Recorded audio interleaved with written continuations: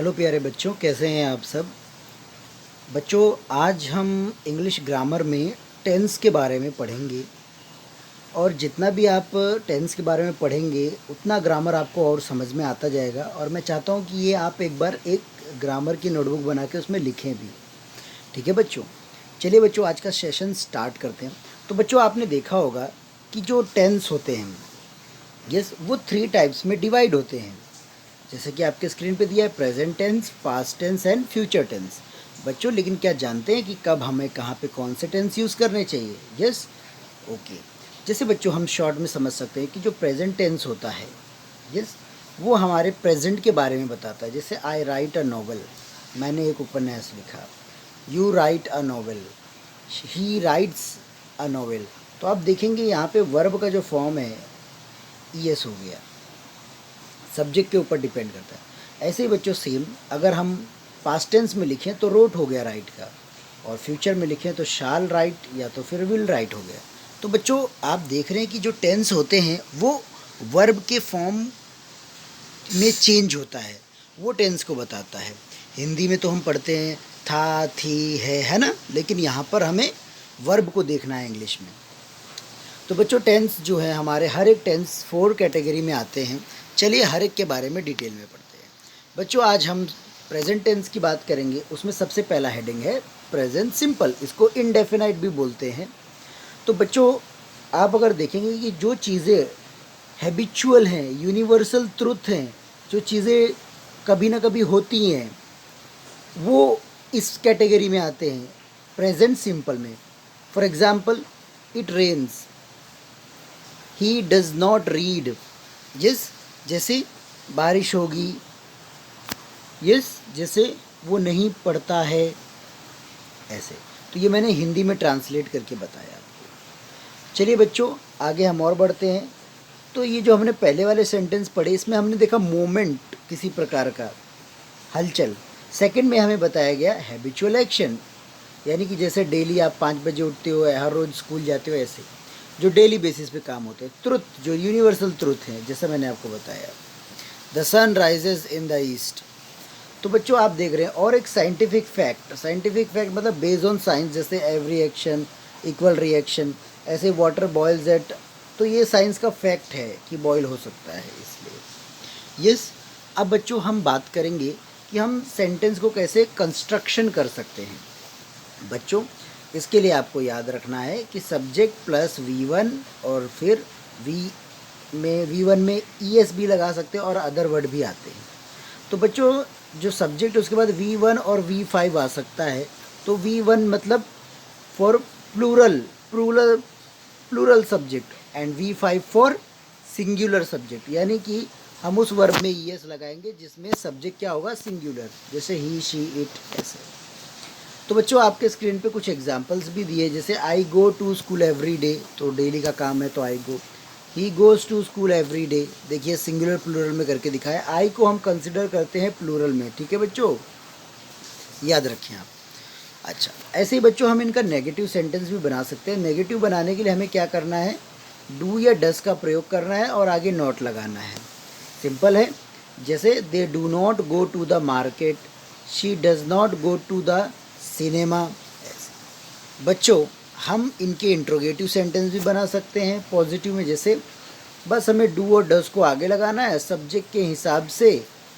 Yes, जैसे do they play cricket in the ground, does she play badminton in the court. Okay, same way बच्चों हम negative sentence भी बना सकते हैं। नेगेटिव में हमें क्या याद रखना है, बस जैसे आपने अफर्मेटिव नेगेटिव बनाया उसमें आप देखिए कि नॉट का प्रयोग खाली करें और सेंटेंस आपका बन गया। तो बच्चों वाकई में बहुत आसान है। चलिए अब हम एक्सरसाइज सॉल्व करते हैं। बच्चों आप भी एक्सरसाइज सॉल्व कर सकते हैं अगर आपको जानकारी है तो। ये जो नीचे ब्रैकेट में दिए गए हैं साइड में, इन्हें यूज़ करना है। तो पहले में हम सिर्फ क्या लिखेंगे, लाइक। तो I like lemon, lemonade very much. Lemonade एक जूस होता है, लेमन से बनता है। The girls always listen to pop music, listen word आएगा। राहुल नेवर वियर्स, क्या आएगा बच्चों, wears. Where does she ride, Jayesh teaches Spanish and French. Do you do not do your homework after school? Yes, means you don't do your homework after school. We have a nice garden. यहाँ पे क्या use होगा? have. क्या आएगा? have. she is B का मतलब होता है she is. यहाँ पे बी के तो वैसे बहुत प्रकार होते हैं, was होता है, वर होता है, यस, फिर आप देखेंगे इज़, एम, आर भी होता है ऐसे, लेकिन यहाँ पे इज़ आएगा क्योंकि प्रेजेंट में कोई चीज़ हम बता रहे तो. राकेश तो हैव का यूज़ करेंगे तो हैव में यहाँ पे क्या आएगा? हैज़. क्या आएगा? Has. Rakesh has 2 rabbits and 5 gold fish. Then do you not speak English. क्या आएगा? Do you not speak English. तो बच्चों हमने ये एक्सरसाइज भी सॉल्व कर ली. कितना आसान रहा बच्चों, मज़ा आया आपके साथ ये एक्सरसाइज सॉल्व करने में. चलिए अब हम आगे बढ़ते हैं प्रेजेंट कॉन्टीन्यूस की ओर. बच्चों जब आप बात करते हैं प्रेजेंट कॉन्टीन्यूस की ओर तो आप हमेशा देखते हैं इज, एम, आर और आईएनजी फॉर्म लगते हैं. ये वो चीज़ें होती जो ऑन गोइंग होती हैं हमारे आँखों के सामने. जैसे आपको मैं अभी इस वक्त पढ़ा रहा हूँ, आपके आँखों के सामने टीवी चल रही है या फैन चल रहा है या कोई खेल रहा है ऐसे. तो बच्चों इनके सेंटेंस स्ट्रक्चर क्या है? Subject plus is, am, are plus V1 में आईएनजी लगा दे और अदर वर्ड. जैसे they are playing cricket, I am reading a book. ये चीज़ें लाइव आपकी आंखों के सामने होती हैं. इसका बच्चों अगर हमें नेगेटिव सेंटेंस बनाना है तो नेगेटिव सेंटेंस बनाने के लिए हमें क्या करना है? सिर्फ इज, एम, आर के बाद नॉट ऐड करना है. जैसे she is not solving the sums, they are not playing cricket ऐसे. फिर बच्चों हमें इंट्रोगेटिव सेंटेंस के बारे में बताया गया. हमें इज, एम, आर को आगे लेके आना है, पीछे क्वेश्चन मार्क डाल देना और बन गया इंट्रोगेटिव सेंटेंस. कितना आसान बच्चों. जैसे are we singing a song, are they going to Patna. बच्चों नेगेटिव अगर बनाना है तो सब्जेक्ट के बाद नॉट लगा दीजिए और नेगेटिव बन गया. तो ये भी बहुत आसान रहा बच्चों. चलिए एक्सरसाइज नंबर 2 आप मेरे साथ सॉल्व करिए. तो बच्चों आप देख रहे हैं माई सन. माई सर सिंगुलर है तो इज टॉकिंग, टॉक का talking, my son is talking. फिर स्लिप तो यहाँ पे यू है तो आर यू स्लीपिंग. क्या आएगा? Are you sleeping. अच्छा बच्चों फिर आगे हम बढ़ेंगे. चंदन तो Chandan is not doing, Chandan is not doing yes his work और homework. Okay at the moment. चलिए आगे बढ़ते हैं. Then what is the next? Prem. Yes क्या दिया है? क्या? Prem. Prem is working on a project. Working आएगा. Then are my kids playing. Are my kids. Next क्या है? Are my kids playing. Some people are waiting to talk to you. My wife is not cooking food today. Is Amit studying for his exam right now? Is Gautam not playing the piano now? And last one, Riya and I. Riya and I. Yes तो इसमें क्या होगा फिर बच्चों? यहाँ पे दिया गया है आपको, क्या बताया गया? रिया एंड आई. तो इसका आंसर ये हो जाएगा बच्चों आपके पास कि Riya and I painting the fences today. Riya and I are painting the fences today. तो ये भी एक्सरसाइज बहुत आसान रहा बच्चों. ऐसे ही हम आगे बढ़ेंगे.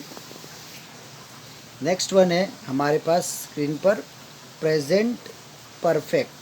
प्रेजेंट परफेक्ट में हमें क्या ध्यान देना होता है? यहाँ पे जो सेंटेंस स्ट्रक्चर, यहाँ पे कोई भी काम जो है वो क्या हो गया बच्चों? कंप्लीट हो गया. जैसे आप खाना खा लेते हो, जैसे आप पढ़ाई कर लेते हो, जैसे आप होमवर्क कर लेते हो, ऐसे तो चीज़ें कंप्लीट हुई हैं थोड़ी देर पहले या जस्ट पहले ऐसे. तो इसका सेंटेंस स्ट्रक्चर बनाने के लिए हमें सब्जेक्ट प्लस है प्लस हैव बीन और V3 और अदर वर्ड चाहिए. तो आप ध्यान से देखेंगे बच्चों कि ही हैज़ ईटन V3, ही ईट का ईट का V3 क्या होता है? Eaten, V3। He has eaten chocolates, we have finished our work. Negative sentence भी आप बना सकते हैं बहुत ही आसानी से, बस हैव या हैज़ के बाद क्या ऐड करना है? नॉट, और सेंटेंस बन गया आपका। देन इंट्रोगेटिव सेंटेंस अगर बनाना है तो हैव और हैज़ को आगे लाइए, पीछे क्वेश्चन मार्क कर दीजिए, बन गया है। इंट्रोगेटिव में आपको बस इंट्रोगेटिव क्वेश्चन पॉजिटिव में नेगेटिव ऐड करना है, वो भी सेंटेंस बन गया। यस बच्चों, और नीचे कुछ जो चीज़ें हैं उनको हमें याद रखना है। चलिए बच्चों, अब हम आगे एक्सरसाइज अपना सॉल्व करते हैं। क्या है यहाँ पे? तो यहाँ पे he has not brought a lot of English, sorry, he has brought a lot of English paper. I have got a long letter from my father this week. She has arrived, she will speak to you in a minute. I have been to Radio City. Yes, and then आगे,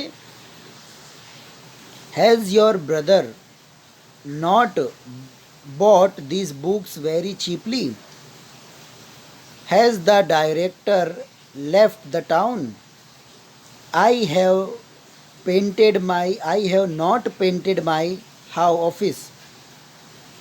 We have known her since she arrived to our city.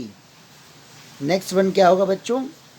Yes, has this advertisement not led to many misunderstanding? Dash you dash detective story. Have you not read detective story? तो काफ़ी अच्छा रहा बच्चों, ये भी easy है। फिर बच्चों हम बात करेंगे प्रेजेंट परफेक्ट कॉन्टीन्यूस की। प्रेजेंट परफेक्ट कॉन्टीन्यूस में क्या होता है कि कुछ साल होते हैं, कुछ महीने होते हैं लंबे, जो हमें याद रखने पड़ते हैं बच्चों। इसमें भी हम बना सकते हैं। स्ट्रक्चर इसका क्या है? Subject plus has plus have been plus VING. ये स्ट्रक्चर आप देख लें टाइम फ्रेज। यहाँ पे एक सेंटेंस बना है, he has been suffering from fever for the last 7 days, पिछले 7 दिनों से। यस, तो इसका नेगेटिव अगर बनाना होगा तो यहाँ पे हमें क्या करना है? हैज़ और हैव और बीन के बीच में नॉट लगा दें। इंट्रोगेटिव बनाना होगा तो हैज़ और हैव को आगे लाइए, पीछे क्वेश्चन मार्क लगा दीजिए, जैसे ये स्ट्रक्चर बना है। ये सब स्ट्रक्चर आपको लिखने हैं बच्चों और समझने हैं। इंट्रोगेटिव सेंटेंस की अगर मैं बात करूँ नेगेटिव में, तो हमें पता है हैज़ हैव आ गया, सब्जेक्ट आ गया, नॉट आ गया, फिर बीन आ गया।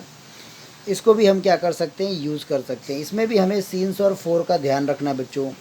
जब कभी भी टाइम या कुछ चीज़ आइडेंटिफाई करने में तकलीफ़ ना हो तो सिंस, और तकलीफ़ हो तो फोर। जैसे मैं पिछले 2 घंटे से कपड़ा धो रहा हूँ, 2 घंटे कौन से 2 घंटे थे कोई क्लियर नहीं है, लेकिन मैं बोलूँ कि मैं सुबह से खेल रहा हूँ तो सुबह पता है दिन में एक ही बार सुबह होता है, ऐसे बच्चों। तो ये चीज़ें भी हमें याद रखनी हैं बच्चों। आप लास्ट वाला एक्सरसाइज सॉल्व करेंगे मेरे साथ, चलिए। तो यहाँ पे क्या है? He has been working in this company since 1985, तो सिंस आएगा। क्यों? 1885 एक ही बार है। I have been waiting for you since 2 o'clock, third one. Has Mary not been living in Germany since 1992? Then next, fourth one, why is he so tired? Because he has been playing tennis for 5 hours. Fifth one, for how long have you been learning English? We have been looking for the motorway for more than an hour. Seventh one, I have been living without electricity for 2 weeks. तो बच्चों कितना आसान रहा, आप भी इसको करिए और इस एक्सरसाइज को लिखिए और समझिए। ओके बच्चों।